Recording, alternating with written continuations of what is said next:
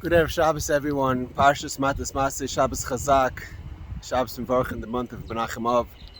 And to try to find a common theme in all of the above, we start off Parshas Matos starts about the laws of vows, of a neder, and how one dissolves a vow, whether you're married or whether you go to a chacham, whether you go to your father, whether you go to your husband.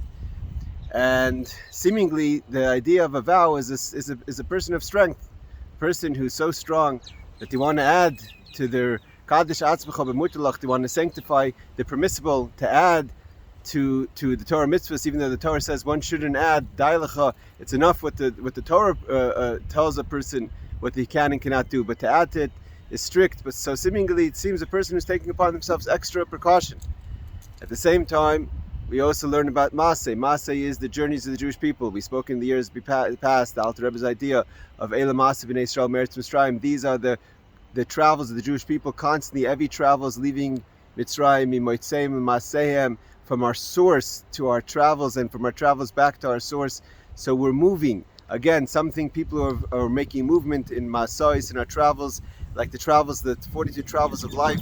The Baal Shem Tov says that every person experiences, and the 42 travels of the Jewish people until we get to Mashiach.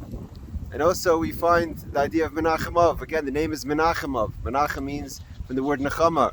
We're giving consolation. It's an idea of Nachmu, of Nechama, of consolation, where the idea of seemingly is a negative month. We have things that specifically we don't do in the month of Av. We're memai to b'simcha. We lessen our joy. We don't do things that are dangerous. We don't do things that are risky. In the whole of the month of Av, certain things that we even push off to the month of Elul. So we have kind of two ideas. We say it's Menachem, there's a Nechama. We say there's an idea of a person taking a vow, is adding on, a person is moving from their source to get all into Mitzrayim and then out to the Mitzrayim. Through our travels of life, we have elevation. So maybe we can understand this from a Gemara in Sanhedrin. The Gemara says a very interesting idea. Rashi also brings it down in the Navi. The Gemara is talking about in Sanhedrin about the laws of either false prophets or prophets who withhold their prophecy. And the Gemara quotes the story that we all know of Yonah Navi. We read about it in Yom Kippur. And the Gemara over there challenges that, what do you want from Yonah? Yonah was withholding his prophecy. He didn't know if Hashem is going to fulfill the prophecy. And we see at the end, the prophecy wasn't fulfilled. Hashem said, seemingly the message was the destruction of Nineveh. And here, at the end, God forgives the people of Nineveh. And the Gemara answers an amazing thing. The Gemara says the prophecy was never that Nineveh was going to be destroyed.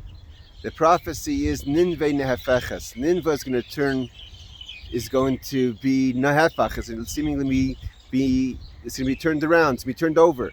It's no longer going to exist. Like Rashi points out in the Navi, it doesn't say nechreves. It doesn't say destroyed. It says nehefeches. It's going to be turned over, because the word nehefeches could also mean positive. Like the idea we know in Chassidus, this is skafia, this is restraining ourselves, and this is hapcha, transforming ourselves. It was up to the people of Nineveh how they're going to take the message. Are they going to see in the message destruction, doom, or are they going to see in the message an opportunity for tshuva, for hishapcha, transformation? And therefore the prophecy always stayed. The question was, Yonah wasn't sure how the prophecy was going to be, for good or for bad.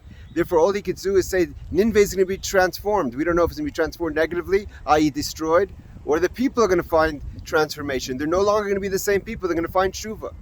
And that's the whole message of the Parsha of Matos, the idea of the vows. Vows doesn't come from a position of strength.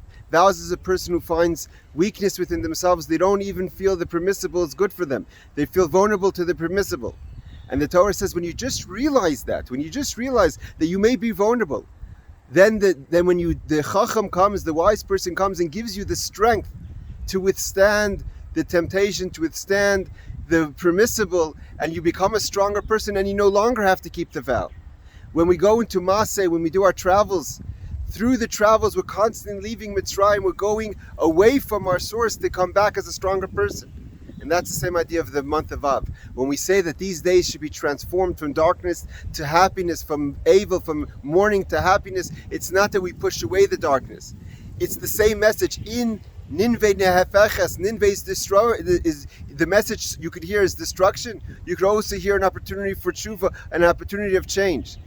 The 9 days and the month of Av is an opportunity for us to turn the mourning into happiness, for us to change ourselves, for us to change the situation, and therefore it's a nechama. Therefore we have the strength from the month of Av, knowing the opportunities that it gives us. And I want to wish everyone that the Akal Yisrael stands as we're standing now. We look in the background, we look at Eretz Yisrael. We're in a dangerous time. Hine layanuv la'ishin shem Yisrael. And the bracha we say when we bench the new month should be L'sasa inu l'simcha li'yeshua v'nachama v'noimar amen with Mashiach tzidkeinu b'meir b'meinu. Good Shabbos.